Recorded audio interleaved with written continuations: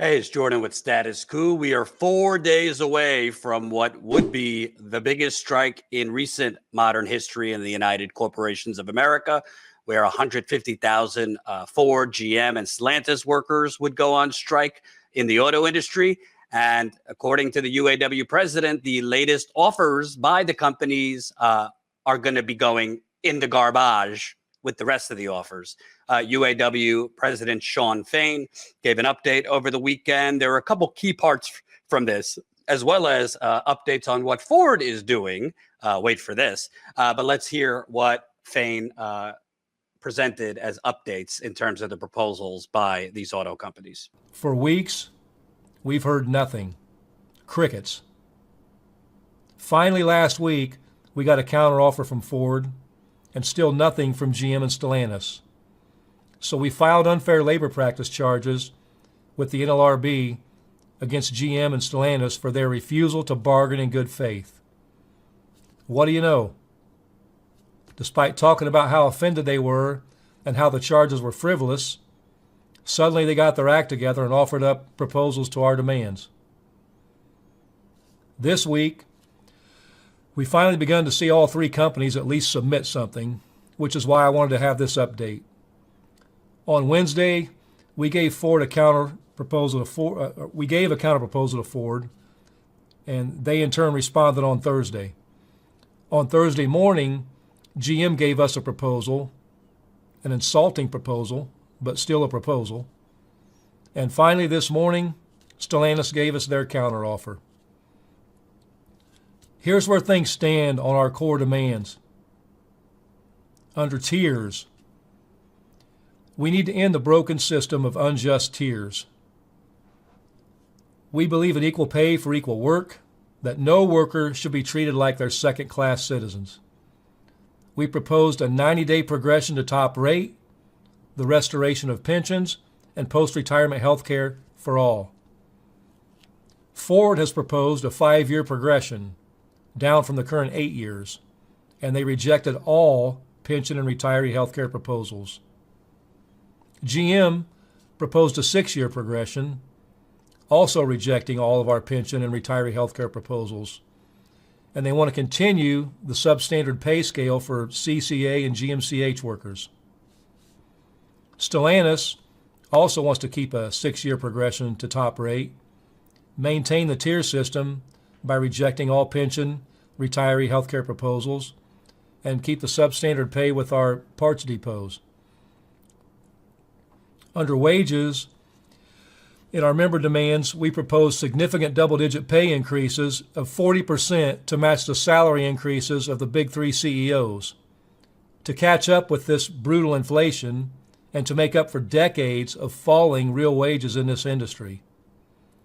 Ford has proposed a 10% raise over 4 years with lump sum bonuses that many employees won't be eligible for. GM proposed the same, except members at CCA would only get 2% over 4 years, and GMCH would get no raises.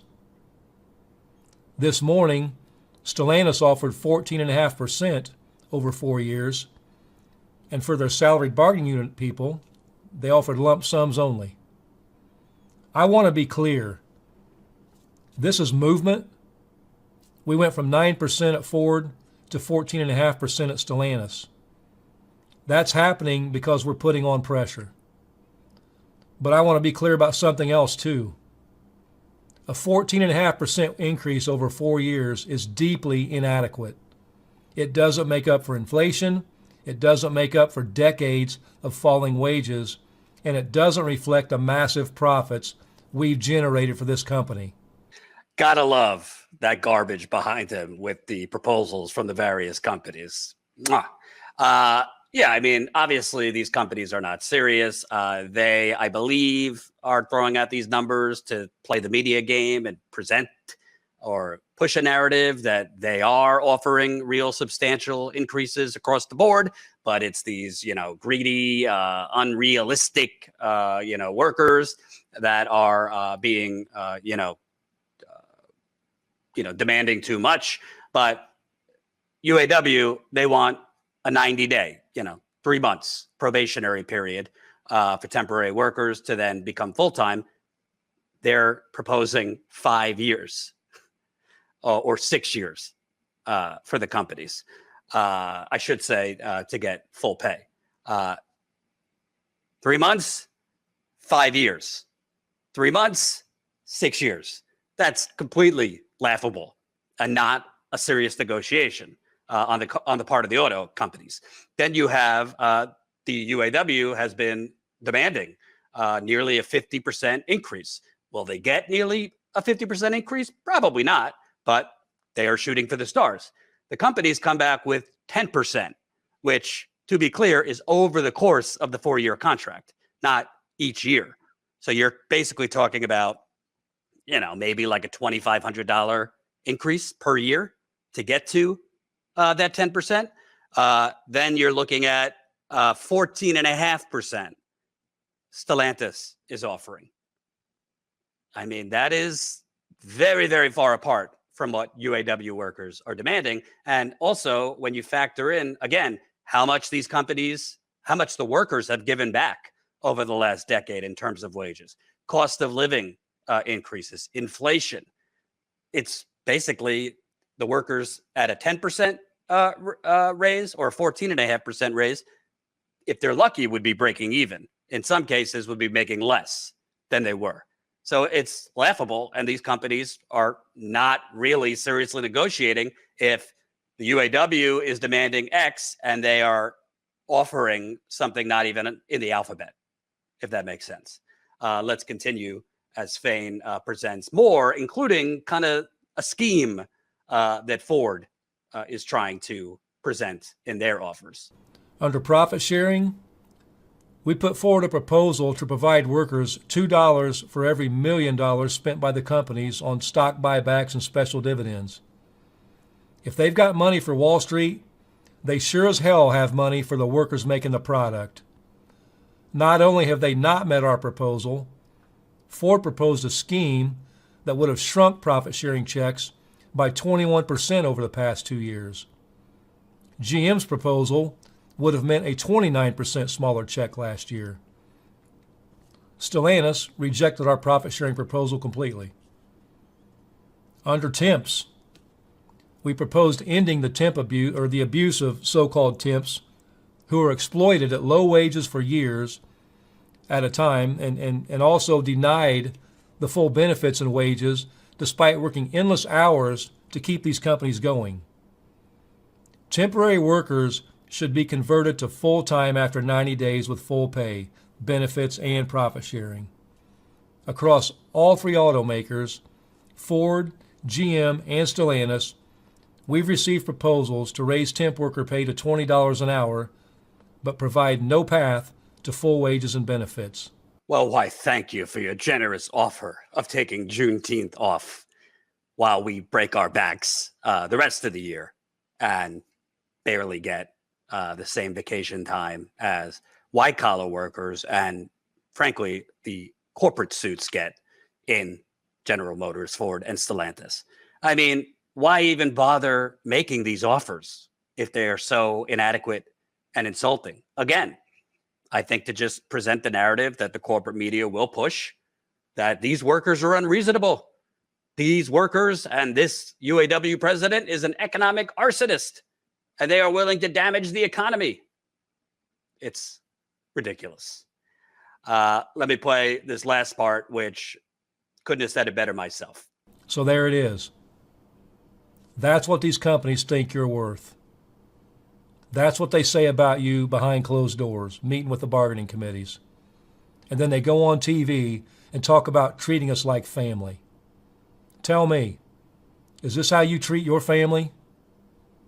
Do you tell your family, good luck living paycheck to paycheck, but I'll keep my $29 million a year? Do you tell your family, go make cars 7 days a week, 90 days in a row, so I can buy a second house in Mexico? That's not how I treat my family. So listen,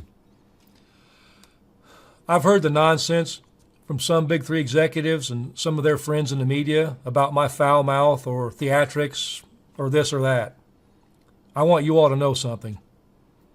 I don't do these updates because I just want to blow off some steam about insulting proposals.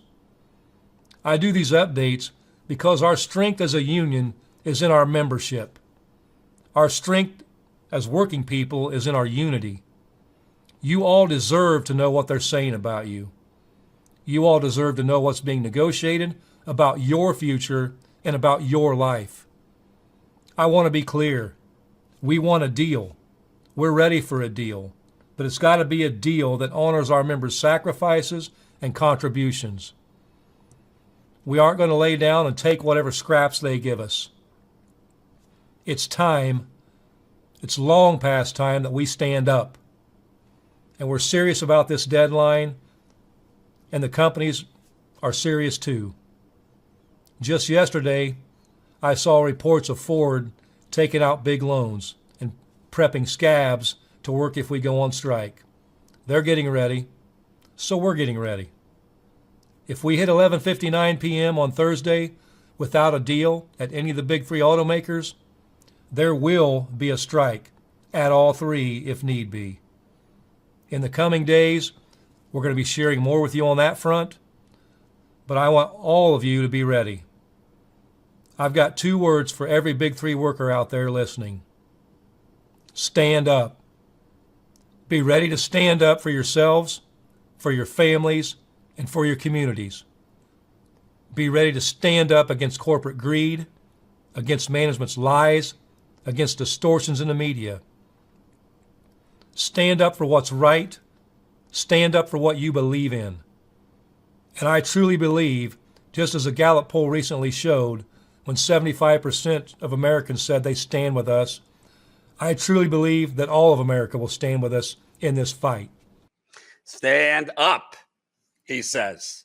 Well, it seems to me the UAW workers are prepared to stand up for as long as it takes.